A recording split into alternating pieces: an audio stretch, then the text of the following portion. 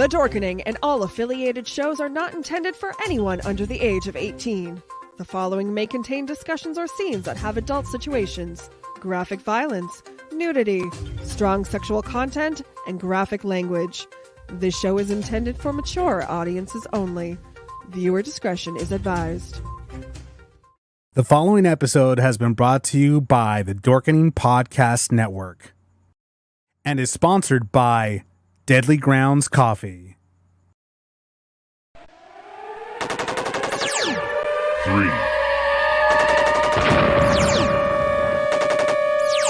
2, 1.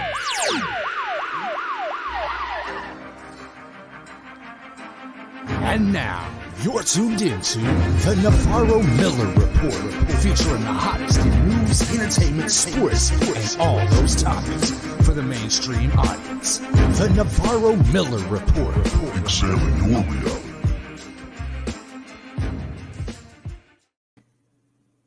Hello, everyone, and welcome to the Navarro-Miller Report. I'm your host, Dave Navarro, along with this person next to me.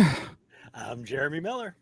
And we are very, very happy to have our special guest co-host from the hit thriller Manodrome. We have Mr. Sallieu Sesay. Sallieu, thank you so much for joining us here today, man.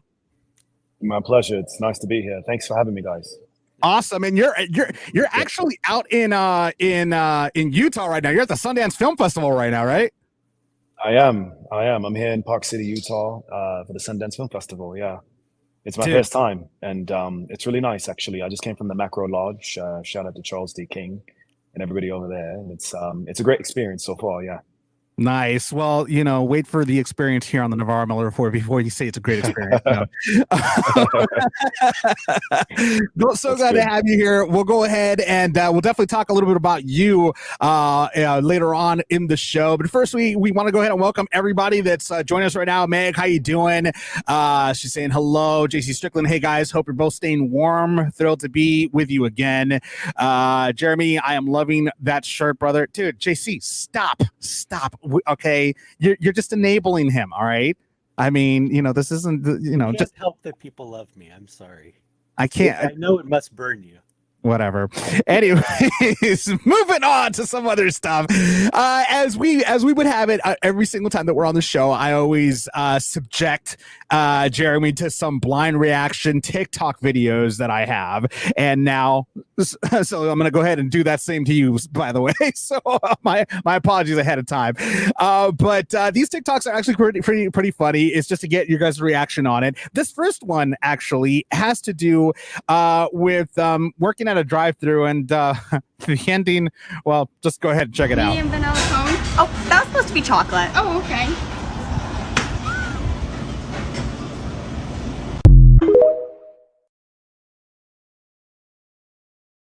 Wow. I mean, look, the way she hit her right in the head, she's a pretty good. Her target practice, I mean, I was not expecting that. I got to be honest. No, that was impressive on many levels. Oh yeah, no, and it just stuck there, and she just turned around like, really? Having worked in the restaurant industry for a very long time at different times, I can tell you stuff like that goes down. You get weird. So yep. I do not doubt that actually occurred. Yeah. You gotta love it. You gotta love it. Yeah. So Megan's saying, she's like, that's something I would do seriously. No, not you, man. We got One Nation actually on Instagram Live saying hello. So hello to you, One Nation. Nice to have you here. This next TikTok video, actually, this one right here, I swear when I saw it, first thing that popped in my head was like, yes, this would be me and Jeremy would be the one driving. And when you watch it, you'll know why. Check it out.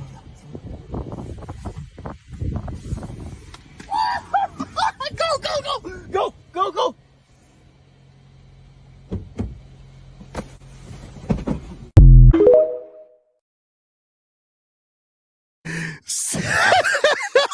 He smacked the top of the dude's head and thought his buddy would just drive off. I'm like, yeah, Jeremy would probably do something like that. I would stick you with that. No, you do something stupid like that when I'm driving. Absolutely, you're going to pay the consequences. And I'm going to film it and laugh. The road rage of it all, though, right? The road rage. The way the guy just opened the door and was like, "Come here, you square." Oh no! But his face, he's like, "Really, dude? You're not gonna drive? You're not gonna drive?" He's just like, "Okay, bye." Oh no! I'd absolutely left you hanging like that, guaranteed. Oh my god, it was just so bad. Hold on. Is it JC saying JC JC was talking about the video beforehand. The fact that none of it hit the floor tells us you tossed that the toss had practice. Oh my god. The other one too, Meg just said right now about this video. She says, I would do that too. We have some really twisted audience members, let me tell you. This last video, actually, this one is dear to my heart. This actually had to do with a Cowboy fan that was watching the game, but his girl or whoever was filming this actually had a very brilliant idea. Actually, when it came to while she was watching the game, she invented a really cool cowboy bingo. You guys, it's actually pretty funny, and it's just go ahead and watch.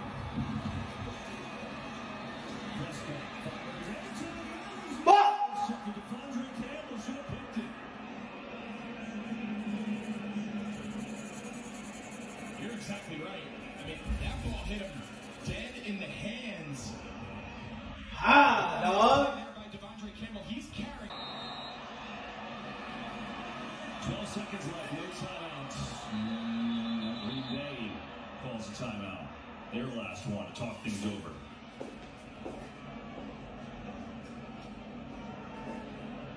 This is crazy because it's 27-0. No, we get it. We understand it. 27-0. We understand. You gotta remind us. I know a field goal makes it a free possession here. It doesn't feel the same. An incomplete hit. Incomplete pass here. Mike McCarthy's going to have no choice but to kick it. But with no time, stop laughing at me. Be careful. This ball has in the end. This ain't making me laugh. And it's not. I'm supposed to be in a bad mood because these fuckers are losing. He's got to be real smart here. Make the Supposed to be in a bad mood because, dude, your girl's doing you a favor. She's lifting you up while you're miserable. She's playing cowboy bingo every time. She knows everything he's gonna say. She put it on a bunch of squares and she's just marking it off. She's like, okay, that's another one. That's another one. Now, you know that's not a new relationship. You know they've been together for a while. That's not a new relationship. I mean, she's used to this. Oh my god, his household is seriously divided. You think we have issues with UCLA and USC. He is a diehard lifelong Niners fan. His wife is a diehard lifelong Cowboys fan. And just to piss the both of them off, my niece became a diehard Giants fan. Oh my god. Ah, Lord, that's just a house divided. Sundays are very interesting in that house. Oh yeah, no, it's just it's all kinds of bad. It's all kinds of bad. Well, those are the TikTok blind reacts for you guys. I hope all of you enjoyed that one. I hope Sallieu that you enjoyed it as well. I did. Gosh, TikTok can be so addicting. I'm telling you. You're telling me. It's like a variety show. You know what I mean? There's so much variety on there, you know. I mean, I used to be on there for hours thinking to myself, oh my god, I gotta hop off, but it's very addicting. Addicting. Yeah. It's like that Lay's potato chips commercial, whatever, or that Ruffles. You can't just have one. You just can't have just one. So you just gotta keep on going more and more. Moving on to some weird and outlandish news from around the world. We have a couple of them actually that are pretty interesting, and one of them has to do with a doctor removed 300 kidney stones from a woman. Imagine that. Doctors in Taiwan successfully removed over 300 kidney stones from a 20-year-old Xiao Yu, who had been admitted with a fever and severe back pain. Described as, quote, small steamed buns, the stones were discovered via ultrasound. Xiao's preference for sweet beverages such as bubble tea over water was cited as a contributing factor due to dehydration. I mean, that sounds like it was more so the patient's fault than the drink's fault at that point. So. Listen, absolutely. Listen, I didn't mention this to you guys earlier, but I do have a degree in nursing. Actually, I have a bachelor's degree in the science of nursing that I got from Washington State University. So, long story short, the nutrition on this kid has got to be the worst sort of nutrition that's ever existed. You know what I mean? To have 300 kidney stones. Yeah, that's incredible. Like, come on, you must be having the worst kind of. It's more rare. I mean, it's not uncommon, but it's considerably less common for women to get kidney stones than men. So for a female to have 300 is astounding. And like you said, her diet just must be horrendous. I think so. I mean, that's just all crazy. And JC is saying Dave Navarro, I had 3 stones that almost killed me 9 years ago. I can't imagine the hell this woman was going through before it was discovered and treated. Yeah, I can't. You know, I heard something a long time ago that, and this may be just a rumor, but I heard that if you have kidney stones, a buddy of mine actually drank a whole thing of Foster's beer, just downed it, and the damn things just came out like right afterward. It's not a wives' tale, but a friend of mine in the late 80s, guy I worked with on Growing Pains, had a really bad kidney stone. And that's what the doctor told him to go do. He said, I want you to go home this weekend and buy yourself like a 24-pack of light beer and just keep drinking light beer all weekend to help stimulate the urinary tract. Right, the kidneys, yes. The nephros, yes. The kidneys are just, yes. I mean, and I've seen kidney stones. They're like little yellow crystals, and they're hard like rocks. That's why they're called stones, and it's just crystallized. And when they pass, it's extremely painful. So I mean, yeah, I drink and lots of water. Right, and as a nurse too, man, like the female anatomy, because I've actually had in my past, I've had to put Foley catheters in women, and it's a lot more difficult than it is in men. We'll just say that, because going in can be extremely hard to find everything, right? You can imagine a stone passing through there. It's extremely painful. Well, I mean, let's just say that that's not the stoned I ever want to be. That's right. That was awful. I had to say it. Come on. Don't laugh at that. Don't encourage him, folks. Oh my God. Well, at least she got treated. So a good thing that she's just going to be okay. And hopefully, lesson learned, she's going to actually drink water now from this point on. So here's hoping. In other weird and outlandish news, a Russian engineer actually created a real life Iron Man suit.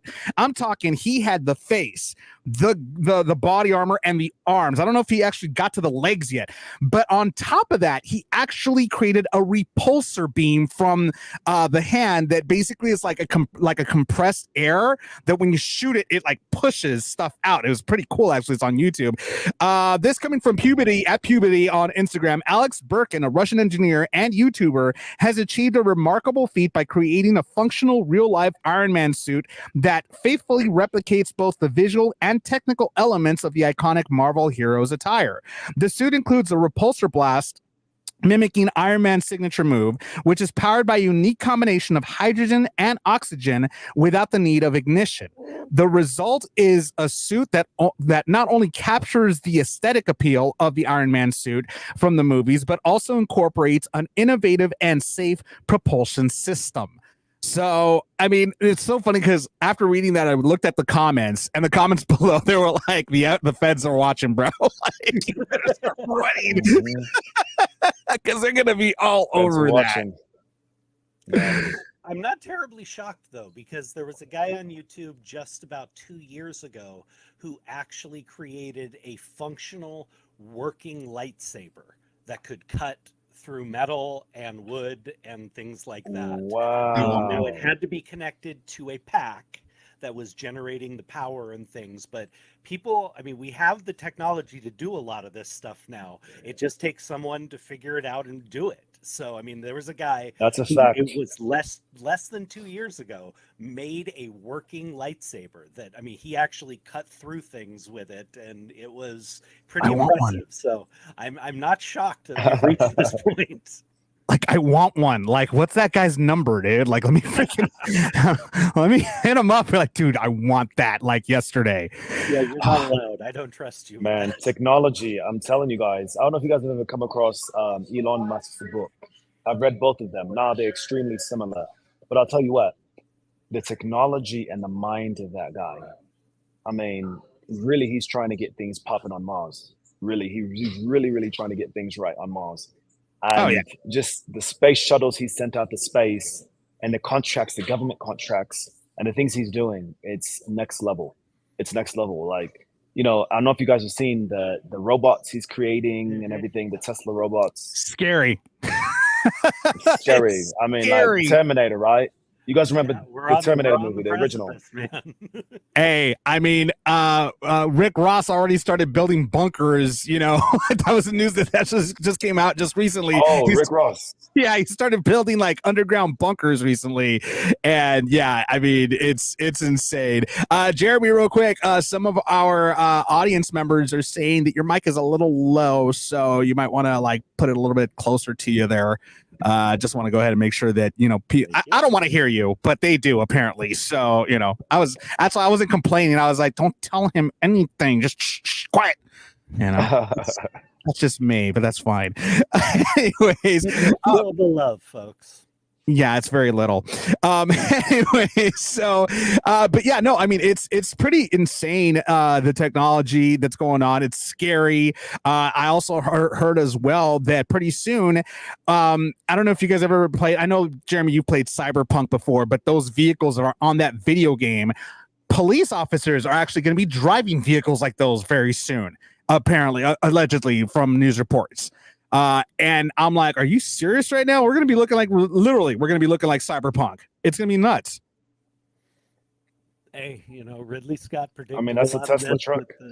With the Tesla truck and all that. You're going to have these caged out vehicles. But I mean, look at Blade Runner years ago.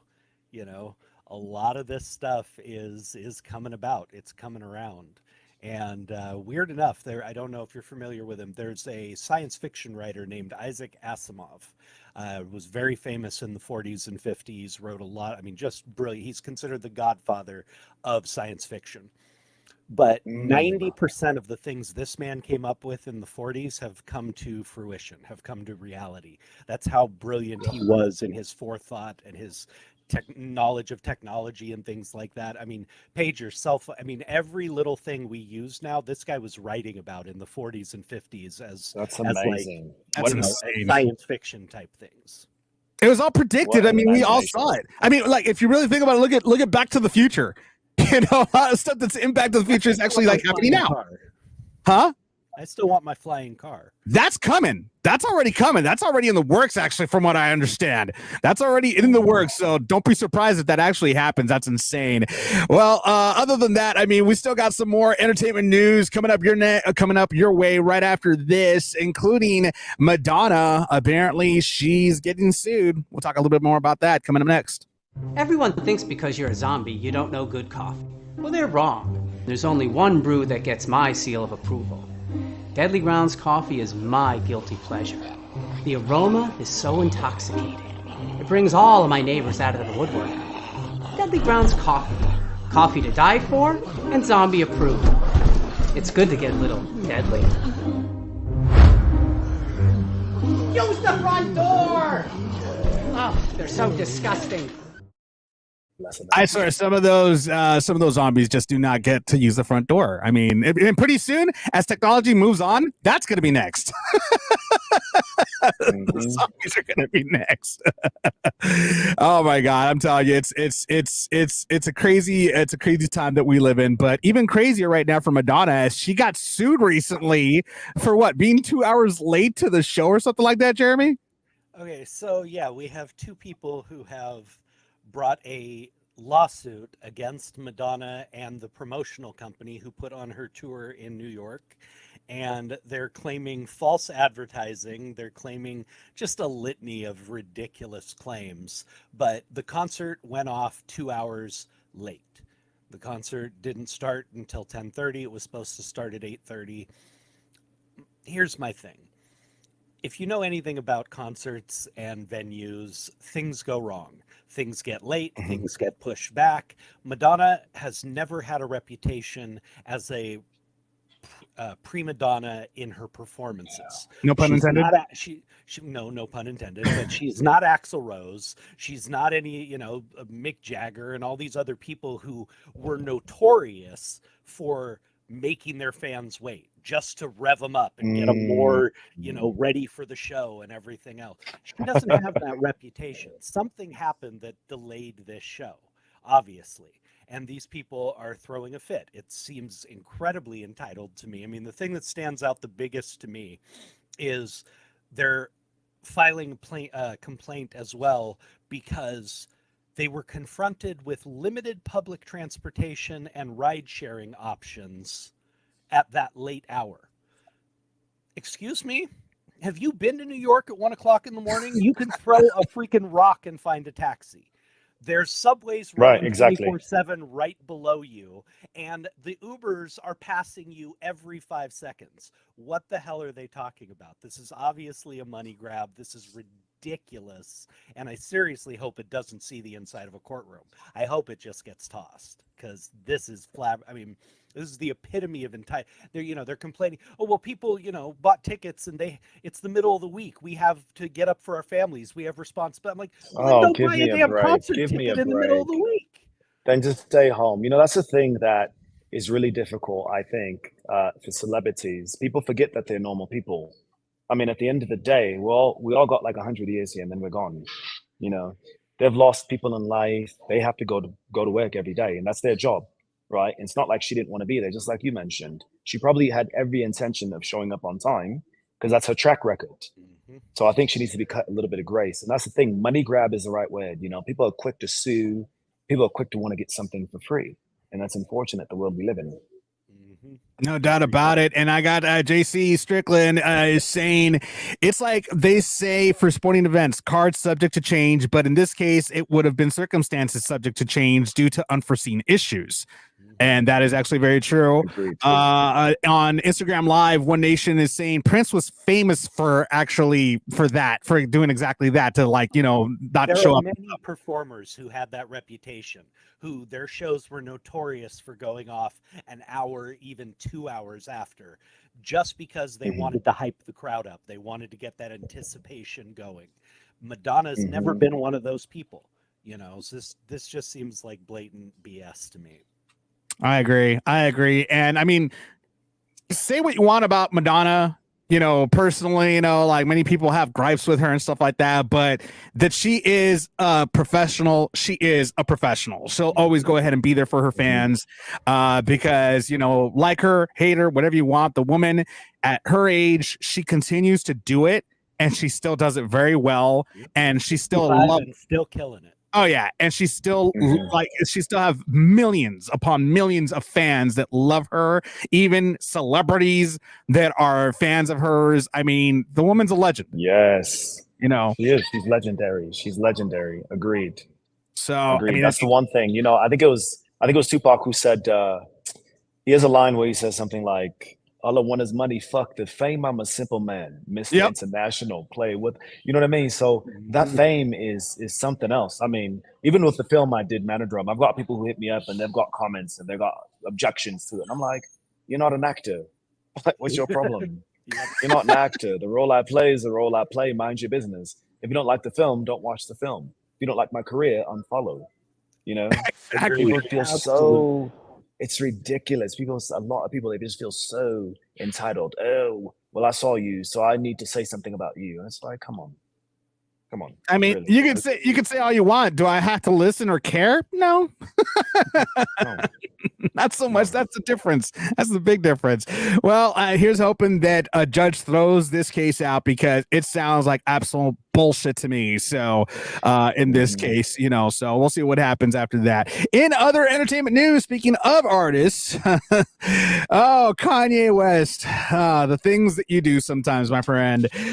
This guy, I swear, I just don't know where he's at. So a few days ago, Kanye went on a 40-minute apology for his anti-Semitic, things that he said, just the rants that he's been posting, the things that he's been saying to the media, everything. He just wanted to apologize, but apparently the apology was all over the place. If you heard it, it was all over the place. It wasn't exactly centered or anything like that. He went ahead and apologized to people of Jewish descent and everything, but yet today on TMZ, they actually had him wearing a neo-Nazi singer's face plastered on the shirt. Now, this, according to TMZ.com, it says, quote, Kanye West seems to be embracing Nazi sentiments yet again, this time wearing a t-shirt with the face of a self-proclaimed neo-Nazi who's very well known in the metal scene. Rapper JPEG Mafia posted a pic Friday showing him standing next to Ye, with the latter flashing his new platinum teeth, and JPEG again. Just a few days ago, JPEG was publicly griping that Kanye West wasn't acknowledging his talents in the studio, and now this. So basically, I don't understand where Kanye's mind is. I mean, I don't think anybody really understands where Kanye's mind is, really, but I mean, it's just one of those things that I just don't get. Jeremy, I mean, can you make heads or tails of all this? I've told you before, every time we come up with something like this, I really hope the guy gets help. It seems to me he needs some help. Because he's just, again, he's all over the place. I mean, if you're going to be a Nazi supporter, then be a Nazi supporter. But what are you doing giving a 40-minute apology, about, I didn't mean to do this, and then come out the next day with a neo-Nazi supporter and guy who's well known for it on your shirt. I mean, his wardrobe choices, he's been wearing things that have anti-Semitic statements. He's been wearing things, I think he had one of those shirts that it's the initials for 5 million wasn't enough, or 6 million wasn't enough for the amount of Jews that died in the concentration camps. It's a very popular shirt among the neo-Nazi crowd. He was wearing one of those. I don't know what's going on. I feel like the guy needs some serious help. He really does. He's all over the place. He's trying to antagonize. He's trying to stay relevant. He's doing it in all the wrong ways. And truthfully, I'm worried about the guy. I mean, the things he says are definitely frustrating, but I'm more worried about him, seriously. I think he's got some serious problems. No, I agree. And I mean, Sallieu, what's your take on this with Kanye and where his mindset is? I mean, with everything, all the racist remarks that he's put out there, the anti-Semitism, just everything in general. I mean, what's your take on this? Look, musically, the guy has accomplished a lot in his life, artistically with his design and his eye for fashion, and what he's willing to do to grow, right? I mean, he's done internships at some really, really big fashion houses, to really get to where he's at artistically with his fashion. However, you have to be careful not to offend people. Anything that's hate speech, you really have to sit back and think, what am I doing this for? And I think a lot of the time, I do believe it's tactic. I do believe it's because, what did they say? Any publicity is better than no publicity. So whether the publicity is good, whether it's bad, I mean, look, we're talking about him here, right? Other people are talking about him all over the world, and that's exactly what he wants. There's a level of relevance you get when you're a risk taker and you say these things about people. I get it, there's freedom of speech, but I mean, I think, look, I'm praying for him. I'm praying for him and anyone else who's going through, whether it's depression, whether it's bipolar, whether it's any sort of other psychosis, because I mentioned, look, I'm a healthcare provider. I see it, I see it. I've gone through things myself, being at the lowest points of my life. However, some people lash out. And one thing that my acting teachers told me, Ivana Chubbuck, homicide and suicide, they're two sides of the same coin. And I've watched documentaries. I'm not sure if you guys remember, but there's this famous football player who was a thug. I mean, he'd go around shooting people up. And then when he went to prison, he was there for a while, couldn't take it anymore. He committed suicide.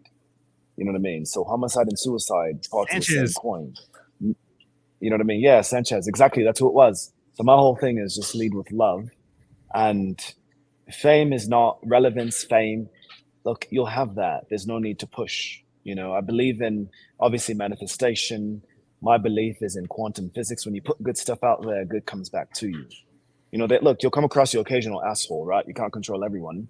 And a lot of people are on different paths and different levels on their healing journey. But I would say I'm sending love and light to the guy.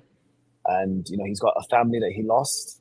I'm a dad myself. I was divorced in 2020. I know what that shit's like. It's very painful. It's very devastating, especially for the kids. He lost his mom. I'm very close to my mom. When I was in Berlinale for my film release on Manodrome, I flew my mother out to walk the red carpet with me. I didn't fly some chick out. I didn't fly some random person out. It's my mom, you know? So there's a lot of things that I can relate to when it comes to Kanye West. And I have a soft place in my heart for him, I'm being completely honest, because I know what it's like to be the underdog in life. You know, and even though you have money, even though you have fame, even though you have notoriety, there's still a part of you that has something missing when you don't have the love from your family, you know? So no, very well said. Very, very well said. And of course, One Nation has finally joined us here on the chat. She says always. So welcome to the chat, One Nation. Appreciate you for being here. JC Strickland had something to say. Says Kanye's elevator quit going to the top floor some time ago, and he needs major treatment, which I hope he gets sooner than later. So it's one of those things where, unfortunately, he does need help. We hope that he gets it before he does something really drastic. And pretty much, you know, I don't know. At this point, I don't even know what can come from him. You know, he's lost a lot of things. He's lost a lot of endorsements. He's lost a lot of deals, big billion-dollar deals, thanks to what he's been doing. Where his mind's at, who knows? It's clearly just not, something's up with him. And again, you know, going back to what you said, you know, he's lost loved ones. You know, I think that all this, in my opinion, I always thought that his breakdown happened shortly after he lost his mother. And I'm a true believer because before that, he was fine. He was doing music. Everything's fine. After that, that's when he started just kind of like going like off the deep end. And as somebody that lost his mother, you know, I lost my mother in 2016. I can honestly say that, and thank you very much for that. I can honestly say that you're never the same afterward. It's something that's like, because you got to remember that you are inside that person for 9 months. So you're a part of them. They're a part of you. So when that person leaves this world, a part of you leaves it too. But at the end of the day, you want to honor that person. You want to make sure that you honor them by not doing something that you know will disappoint them. That's why you got to keep going forward and in their honor. You're living for them. You're living for their honor, and you're trying to make sure you make them proud as much as you can. So what he's doing right now is just that's not the way I would think that his loved one would be happy with where he's going with this. So, Danny's also commenting right now saying mental illness is absolutely no joke as someone who experiences it daily. Hopefully, you're doing well yourself, Danny. I mean, again, we just got to go ahead and, he also went on to say, especially from someone who's been born with it. So, I mean, it's one of those things where we just got to be there for them. I mean, but at this time, it just seems that he doesn't want it. He just wants to go ahead and do what he wants to do. So hopefully he'll eventually see the error of his ways and come back to the rest of the world and get some real help. We'll just see what happens from there. In other entertainment news, Succession auction. Real quick before we jump, Danny, I've got something for you. Take it or leave it. There are these things, they're called adaptogens, and they're supplements that you can buy over the counter. There are things like 5-HTP. There are things like SAMI. I don't know the full name. SAM, adenosine mono. It's capital SAM, lowercase e. There's things like ashwagandha. There's things like St. John's wort, St. John's. I mean, obviously talk to your doctor, because I'm not a doctor, but talk to your doctor and see if getting on some of these supplements will help. I like them because they're natural, they're herbal, they're not, I mean, because there is a stigma still in some places for taking medicine, and a lot of medicines, they have side effects. However, I found like these things can really help a person. So for whatever it's worth, man. No, I appreciate that. I appreciate you sharing that. No, I definitely appreciate you sharing that with us, Sallieu. In other entertainment news, Succession auction sells items for insane prices. What kind of insane prices are we talking about here, Jeremy? So everybody knows the show Succession. It's one of the hottest shows on television. It just cleaned up at the Emmys. I mean, it is the show on TV right now. I'm sorry, I'm not familiar. I was there. Yep. I was there. So they finished Brian Cox, Sarah Snook, the whole crew, Kieran Culkin. They did amazing. Yeah, I was there. No, they are. It's an amazing show. It's no wonder everybody loves it. But they have just shot their final episode. It's wrapping up, and they decided to auction off the props from the show. It doesn't say in the article what they were auctioning it off for. I'm sure it was for some charity type thing or something like that. But the things people paid for, to me, it's astounding. Okay, there's a tote bag. A designer tote bag, that the whole point of this bag on the show and its purpose on it was to be ridiculed. It's apparently horrendous, and the whole point of bringing it on was so that this guy had something to ridicule his girl about, like throughout the show. Someone paid $18,500 to own this bag. Jesus. Someone paid over $5,200 for the phony sausages that apparently keep making an appearance throughout the show. Someone paid $2,800 for vials of lactose powder that they used as cocaine on the show. Wow. They raised over $657,000 selling off and auctioning off insane stuff like this. What I want to know is who gets the money. That's all I really care. That's all I really care about. Who's getting the money? You know what I mean? Recoup some of their expenses or what? Man, HBO. I'm reading a book right now about HBO. I can't remember the name, but it's the same author who wrote Powerhouse. And Powerhouse is a book that explains how a few men left William Morris and they started CAA. So I think it's James Andrew Miller is the author of the book. But man, HBO's got a very interesting story. Very interesting. I have to check it out. Yeah. No doubt. And then JC Strickland actually is saying Kieran Culkin is an actor whose time has finally come and whose talents are just beyond phenomenal. Kieran is killing it. It's great to see. And his brother Macaulay must be like incredibly proud of his brother and his accomplishments. So that's really cool. I talked with Kieran at the Emmys. We chatted just briefly. We talked about where him and his wife met, and he's a New Yorker. We talked about New York. I'm going there next week. I frequent the place. And he's a very down to earth guy. Willing to take photos, willing to chat it up. Him and I he just did a film that's here at Sundance with Jesse Eisenburg. So Jesse Eisenberg and him did this picture together. Jesse Eisenberg and I did a picture together, the Manodrome film. So we talked about that, and I explained to him sort of like what goes on in the film without giving the entire story away. And he was shocked. He was like, "What? You and Jesse have got what kind of scene together?" And I'm like, "Yeah, it's the kind of scene we've got together." So we had a good laugh. And then shortly after, I went back to my seat. I was seated, a few seats behind him. And then next thing I know, his name is called for the Emmy. And bear in mind, I agree with you, JC. He's won the Critics' Choice Award. He's won the Golden Globe and now the Emmy. So his career, we'll continue to see the guy, Absolutely. And shout out to him. Shout out to Jesse Eisenberg as well, who was phenomenal to work with on set. Again, these guys are extremely personable, you guys. These are the type of people where when you're working with them, I definitely want to go ahead and like touch base on how you worked with them and everything very soon. We're coming up to that very soon, actually. but still, the auction is just like, that's bananas to me right there. But you know what? I mean, I'm hoping that the money does go to a good cause. I'm hoping that the money does go to good hands and not to somebody that's like, just, greedy. But then again, this is Hollywood, so you never know.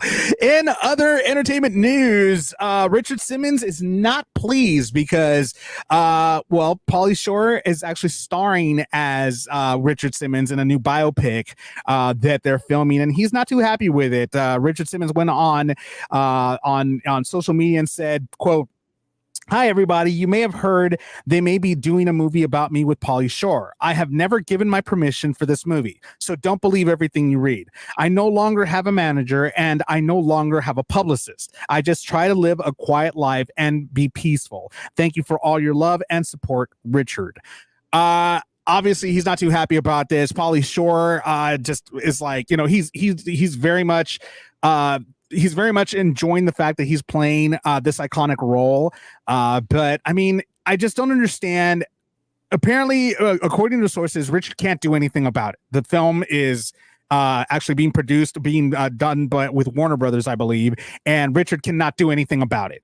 So my question here, I'm going to go ahead and pose this question to you, Jeremy, because you work with Warner Brothers as well, is why can't Richard Simmons do anything about this? It's him. It's a movie about him. So how can't the person just say, no, I don't allow this? Like, why? Well, back in my day, you could stop this from happening, but somewhere along the line, these unauthorized biopics became acceptable. I don't know how that happened legally. I do know back in the late 80s and early 90s, they could not make a biopic about someone without getting, okay from their family or who are, their living relatives, things like that. That's changed. Now all they have to do is slap on, this is the unauthorized biopic or unauthorized version, and now they're allowed to do it. I don't know what legal process happened in the meantime, but we've seen a bunch of these. I mean, there's been a ton over the last 10 years, and almost every celebrity who was featured in them has come out and said they weren't happy it was being done. Wow. I mean, so you're getting into this industry. How upset would you be if somebody did a story of your life without even talking to you about it? Like, I mean, I'm sure you would be like livid about this. Look, it depends on how good of a job they do. If they do a good job, we'll see. I mean, if they do a good job, I mean, because you can't control people, I mean, that's something I learned years ago. You just got to let people do what they're going to do. I mean, obviously, I'd hope it's tasteful, I mean, I love biopics myself. Mm-hmm. So, yeah. At the end of the day, as long as it's portrayed well and in good taste, I agree with you. It should be. I mean, hopefully Richard will be okay with it. I mean, Pauly kind of looks like him too. Well, he does look like him. My concern, and I'm not trying to crap all over Pauly here, but he's never shown the acting chops to be able to really pull off a role like this. He's a comedian. His roles have been slapstick comedy. I'm not saying he's not capable, but we've never seen it. I'd personally be concerned that he's not up to the task. Then again, I'm not trying to crap on the guy. It's just, I mean, you look at Encino Man and Biodome, and these were all just him playing himself, being goofy and doing his shtick that he does on stage in front of the camera. So I'd be interested in seeing this because my mother was an 80s, Richard Simmons girl, watched and did her aerobics. And I mean, Richard Simmons was a part of my life growing up because of that. So I would be interested in this, but I have to say, I don't know if Pauly has the chops to bring, this role, to really bring something special to this. I'm interested to see if he does. I mean, it's possible because, I mean, if they casted him, maybe they saw something in his audition that they were like, hey, this guy could do it. So it's very possible. And I mean, you can never look at someone's past work and say that that's all they're capable of. You can't. I mean, we don't know what he's been doing. He could have been working to hone his craft, to get better, to, whatever. I mean, I've had friends who were, on crappy shows, and they got ridiculed, and they weren't that sharp with their acting abilities, and they refocused and went back to class and went back to school and studied and honed their craft. And guess what? They ended up on NYPD Blue and all these other shows with reoccurring roles and lead spots and all that kind of stuff. So you can't look at somebody's work 15, 20 years ago and go, that's all they're capable of. I agree. Hard work will always pay off. Look, you've got some actors that are classically trained. You've got some actors that, Julia Roberts, it might have been Julia Roberts, don't quote me, but you've got great actors. Sandra Bullock, one of those ladies did not go to a classical Juilliard or, these other very famous Yale universities where they get that training, but they're doing well. Look at Will Smith, right? Minus the slap, y'all. But I mean, an Oscar in hand, a lot of great film credits behind him. So, you've got great teachers in Hollywood. Shout out to my acting teacher, Ivana Chubbuck. So with a lot of hard work, a lot of determination, it costs, because these people cost, right? They're not cheap. Anything's possible. Anything's possible. Well, I mean, and that's basically what we're gonna have to see if it's actually, if in fact anything is possible with Pauly Shore. I'm curious to see how it's gonna actually turn out, and we'll go ahead and just figure out when the biopic comes out, because I'm actually curious to watch that myself. And speaking of anything's possible, yet again, Sallieu, you've become a major sensation with Manodrome. Manodrome is an incredible movie. It's an incredible thriller. When I watch clips of it, I'm like, this kind of reminds me of Fight Club in a sense. And I'm just looking at it and I'm like, it's kind of it's got that feel. Tell us a little bit about what your role in this movie is, who you are in this role. Look, the way my role is described in the breakdown is this is a pivotal role. Indeed, this role is quite pivotal. I mean, it stars Jesse Eisenburg.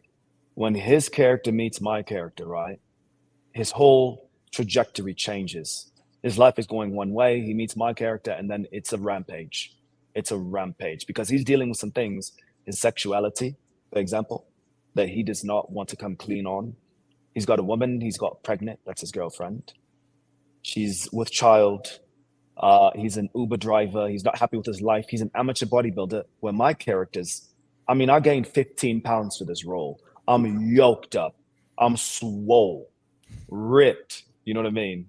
And you can see it on screen, right? But he's obsessed with my character, follows him around, ends up following him to the most climactic scene in the film, where from that point on, he begins to do something in the film that really makes it a thriller. But the film, I tell people, it's like Taxi Driver, right? It's, look, Fight Club, you mentioned it, man. You hit it right on the head. And it's also Brokeback Mountain. You saw what Heath Ledger did. You saw what Jake Gyllenhaal did. Mm-hmm. Look, the film's got that sort of magnitude to it. I'm dying to see it. I'm telling you, when people see this movie, it's going to be like, look, I'm over here at the macro place trying to get, Charles D. King and his people to look at it. Because once they do, it's a wrap, man. They're going to be like, okay, yeah, we got to put this guy on. We got to put this guy on. It's an amazing feature film. The executive producers on there, you've got Riley Keough. Riley Keough is the granddaughter of Elvis Presley. Mm-hmm. She's also an actress herself, phenomenal actress. She was just nominated for Daisy Jones and the Six, mm-hmm. which was on Amazon Prime. I first became familiar with her when I saw The Girlfriend Experience, where she played a high-end prostitute that was in law school.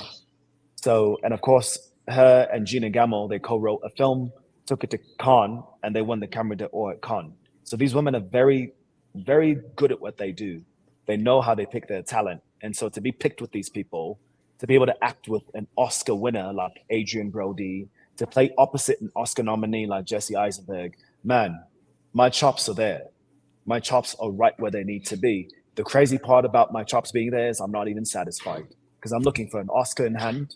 Man, I'm looking for a Golden Globe in hand, a Critics' Choice Award. I'm looking for all of it. Emmys, SAG Awards, everything.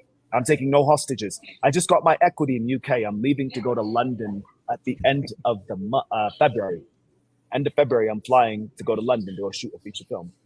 you know. Well, and that's actually, it's funny that you mentioned that, because before we came on the show, this isn't your real. It's funny because somebody was actually asking, "Where are you from?" Originally, they were asking the same thing I was. Where am I from? Yeah. Well, let me give them the breakdown. Originally, I'm from Sierra Leone, West Africa, and I came to the States when I was 3 years old. I came with an uncle, my dad's uncle, my brother and I, and then I grew up in Seattle, Washington. And went to college, Washington State University, grew up there. And then finally, November 17th, 2014, I made my way down to LA, and I've been there for 9 years now. Now, this is not my natural accent. I usually talk like this with an American accent, unless I'm shooting a movie, then I talk with African accents. You see, so man, we could code switch real quick all day long. Nice. So this accent that I'm putting on right now, actually, I'm actually just preparing for a role that I'm shooting in the UK. So that's why I've been at Sundance introducing myself to people. I was like, "Where are you from?" "You're from England. What part of London are you from?" "Are you from?" I'm like, "Look, no, I'm actually from LA." Hey, that's great, man. You're nailing it. But it's method. You got to do what you have to do, though. It's method, you know. Look, UTA's here, CAA's here, man. CAA is my dream agency. That's why I read the whole book, Powerhouse. I know all about those guys, man. I know about how when they left William Morris, how they had the girlfriends manning the phones.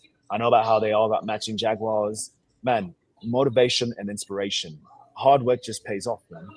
And that's what I'm here to do. I'm here to work my ass off.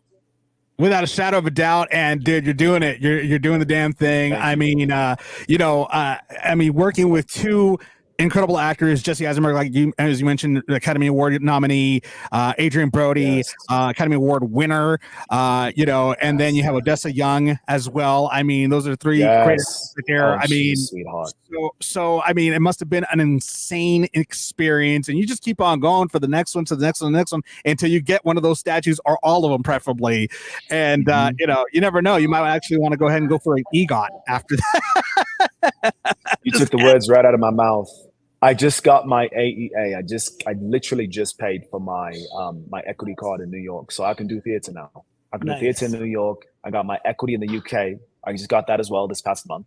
So I'm never satisfied. That's the thing about me. I remember when I shot Manodrome, booked Manodrome, and it was in a can, and it came out, and people were like, "Dude, my friends are like, Sallieu, you literally have a movie that's in theaters right now, man." They're like, "Are you gonna pump the brakes to celebrate?" I said, "No, I'm not celebrating shit. No. I'm on to the next project." Because you can only ride that wave for so long. And I think it happens to a lot of people where they're riding the wave and they're just like, "Well, I'm in this. But hold on, you got to get the next thing." Literally, my phone is going off. I have an audition right now. I had an audition that just came through. Nice. You know, my reps are doing their job. I just got new reps. I've got publicists in the UK. I've got publicists in Atlanta, publicists in LA, agents and managers. Man, my team, I'm stacking my team up. So that way, look, I've got so many articles out there about me. I just did ABC. I interviewed for the news channel, The Lot. Seattle's news channel, I just did that. I mean, I'm doing so much so that whenever I get picked up, it's a shoo-in. It's like when you buy a new house and you buy a brand new home. This is not a fixer-upper. This is turnkey ready. This shit right here is turnkey ready. Like, I'm ready. You know what I mean? Well, we got on our stream right now, we have Danny saying, in reverse, Bob Hoskins was born and bred British, but adopted an American accent as Eddie Valiant for Roger Rabbit. I actually remember that, and that is actually very true as well. When I found he was British, I was like, "Oh my God, he's British! That's crazy." We also have JC saying, Sallieu, you said you're going to New York. If you get time, I highly recommend spending time at the Museum of Broadway that opened last year. It's amazing. So a lot of people, I'm sure, wishing you well, Sallieu. I mean, it seems like you're going up, you're a rising star. How can I got to ask this question? I ask this question for all, I guess, here before we take off here. How can people stalk you on social media so they could go ahead and just know what you're up to? Instagram. I think Instagram's the most effective way because I post on there quite frequently, in my stories especially, whether I'm working out, whether I'm meal prepping, the vitamins I take, the stuff that I mentioned earlier to JC. I try to help people as well because it's not about me. But my way to give back is to, I'm a dad, I'm a father, right? I've got 2 kids. So it's to encourage all fathers who can't see their kids regularly to do their best to do just that thing, to try to see them, to stay in contact with them. It's also, I'm big on mental health. So that's why I mentioned those vitamins and supplements. and exercise and fitness and books, man. Look, also real estate. I do so much, but I'm a big reader, and I tell people, man, read, because let's learn from other people's mistakes, right? And their stories, so we can save ourselves years of mistakes. You know, we can get to where we're supposed to be. You know, Very wise. Very well said. Very, very well said, man. And, you know, we wish you much luck. We hope that you come back and see us again very soon on your next project. You know, I'm sure you got more projects coming up, and we'd love to like have you again on the show. I mean, I know that you probably like enjoyed spending time here with me. Jeremy, he's there, you know, whatever. But, you know, I mean, he's in the back. You guys are both great, man. You guys are both brilliant. I've learned so much from you both. And look, you guys have a lifelong friend in me. I always tell people there's one thing. The house that I want to buy someday is at 25220 Walker Road, Hidden Hills, California. My dream is to one day have the biggest, nicest Thanksgiving party and invite everyone that I've ever worked with, casting directors, agents, managers, even managers and people that I've left. I just want you guys to show up, show your ID with security, and let's have a blast, man. Well, just so you know, Jeremy's actually a chef, an actual chef. I love it. I love it. I love it, man. And let me tell you, he's got to keep learning. Always got to keep learning, man. I got to say this about him. I don't say too many good things about Jeremy, but I'll say this: he is an incredible chef. I mean, his food is bar none, like insanely well made. Everything he makes, his specialty is Southern. Southern is a specialty, and man, like his gumbo, jambalaya, everything. My God, it's just amazing. Like his food is incredible. So, you know, I'll take all the praise. I rarely get praise from this man. I'll take it. Oh, that's awesome. That's awesome. Very sweet. So, you know, Sallieu Sesay, thank you so much for being on the Navarro-Miller Report. We love having you here, guys. Go ahead and check out his Instagram. Go ahead and check out Manodrome. You know, it's in theaters right now, or is it streaming right now? It was in theaters, but now it's streaming Apple TV, Amazon Prime, Google Play, a lot of different. If you just Google it, you'll find it. Awesome. Excellent. Well, thanks again, man. We appreciate you having you on the show, and we hope to have you again here very soon. Coming up next in sports, Sean Strickland goes ahead and goes on a crazy tirade on women's MMA right after this. See you later, Sallieu. Ciao. Thanks, guys. Listening to stuff has never been so enjoyable. If you had the misfortune to have been born after 1990, then you missed out on a lot of cool stuff. Then Is Now podcast is here to remedy that. Join Rigor and his dedicated band of rotating hosts as they tackle pop culture of the past and how it relates today. From celebrity interviews to film and TV discussion and beyond, Then Is Now podcast brings you up to speed on all the cool stuff that you should know about. Plus, the East meets the West. If you enjoy movies that have lots of shooting and fighting, then there's a whole world of films out there that you don't even know about. Join our hosts on a journey as they discuss the amazing kung fu films of the Shaw Brothers and Western films made in Italy that have become known as spaghetti westerns. Action, adventure, kung fu fighting. Both shows and more can be found at havenpodcasts.com. Warning, may cause nostalgic feelings and eliminate boredom. I got to tell you, out of all the guests we've had, I think Sallieu, like, he's a very humble person, very, very, like, you know, very down to earth guy. Man, I like the guy. Like, he's, you know, and he's very talented. Much so. Incredibly talented, very well spoken, very thoughtful human being, and you can tell very genuine. So that was a real pleasure. Very much so. And, you know, I mean, it's a breath of fresh air, you know, compared to the person I have to deal with all the time here. So I know I'm number one. Yeah, I bet. You know, poke that on in there. We have a lot of people that are actually saying, well, Pink Lady, she's saying, I want Jeremy to cater my wedding. Oh, I would love to be able to do that, Pink. So yeah, there's that right there. One Nation is saying awesome to get to know him. Yeah, it definitely was awesome to get to know him. Very talented. I mean, I can't believe like he really immerses himself in roles. I mean, to be like practicing that English accent for a role. You have to. Accents are extremely difficult. I have trouble with them. I can tell you, if I booked a role where I had to have an accent, I would have to be using it 24/7 until that production was done, because I would lose it. I would have to perfect it and then just put it into my everyday life. It's not easy to do. So he is extremely talented, and again, just hardworking. You can tell he is honing his craft constantly, and that is he's seeing the results. Absolutely. Hopefully we get to see him in more things coming up. In sports, Sean Strickland, man, I swear this guy, he's actually going to be defending his welterweight championship against Duplessis this Saturday. But during the press conference and everything, he put down women's sports, basically saying that women's sports, nobody wants to watch it. Saying that the WNBA, nobody wants to watch that either. Nobody wants to watch any of that. Basically going on a homophobic tirade to one of the reporters as well.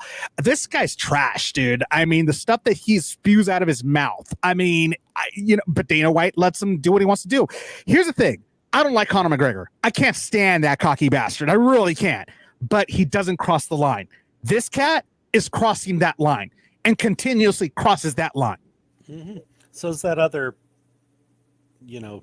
psycho MAGA ex-champion that was middleweight guy, whatever. As long as they're making money for the production, Dana doesn't care. He's going to let them do whatever. And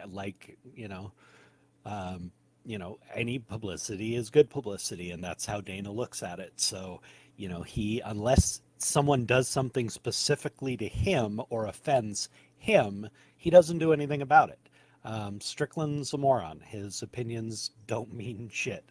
The fact is, people are watching women's sports, and they're watching them at a higher rate than they ever have been. That's a fact. If you actually pay attention to these games, there was a time, you and I have talked about this, Dave, where the WNBA sucked. There was a reason people didn't watch it. It didn't come close to the men's game. It was slow. It was plodding. It was awkward. It was not fun to watch. The game has come light years ahead. It is a fun game to watch. I actually will tune in and watch WNBA games now. He's totally off his rocker on the women's MMA. Look at all of the major women's championships over the last couple of years with Janosek and Rose, what's her name? And you know me, I never know their names, but the women's game has been flourishing. They're selling out their own events. They're actually main headlining and co-headlining with the guys. They are generating huge amounts of interest in the sport. So what he means to say is he doesn't care about it. Mm-hmm. He can't speak for everybody. He doesn't give a shit. Well, guess what? You don't matter to the people who are watching. People are watching. No. He does matter, but he matters in the sense that they want him to lose. they want Duplessis to take that belt away from him.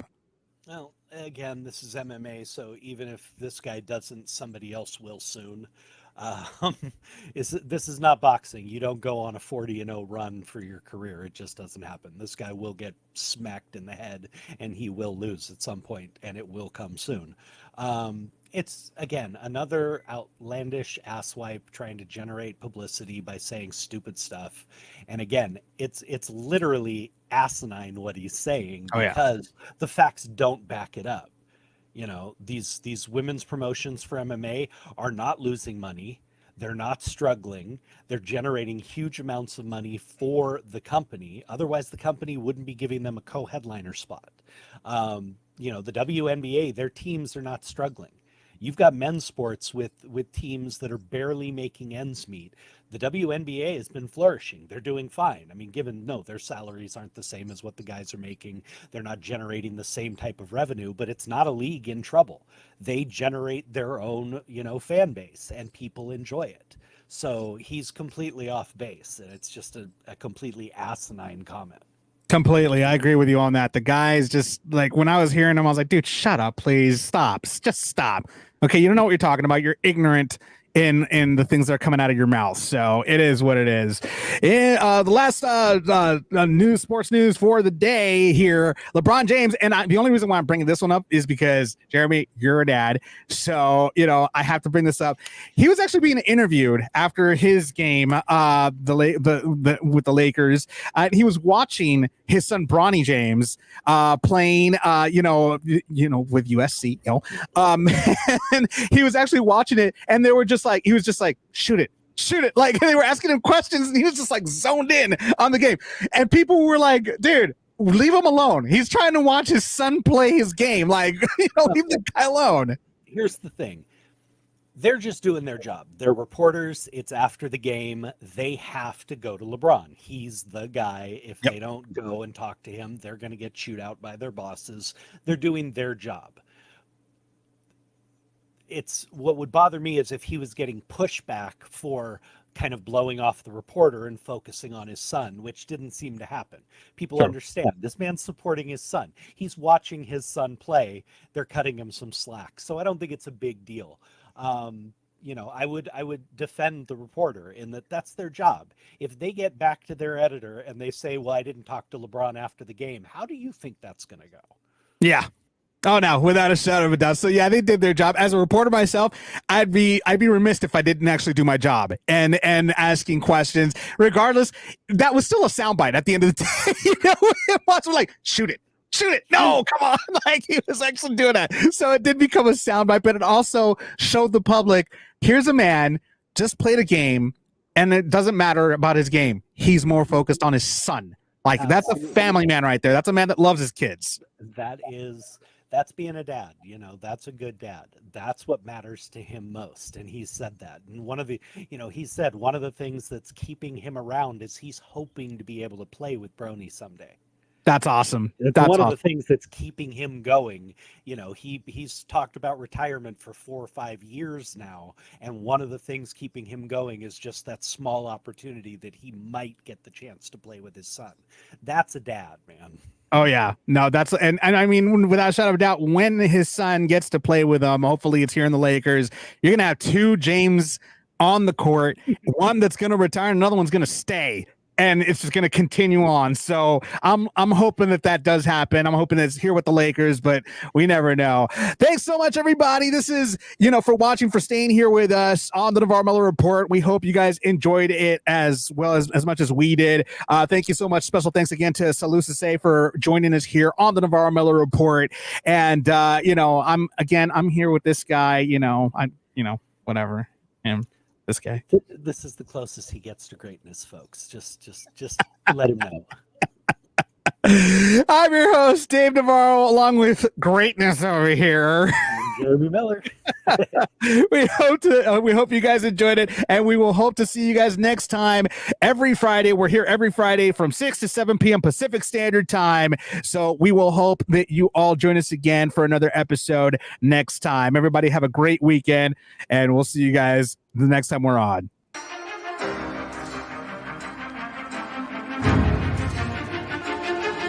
You have been listening to the Navarro-Miller Report.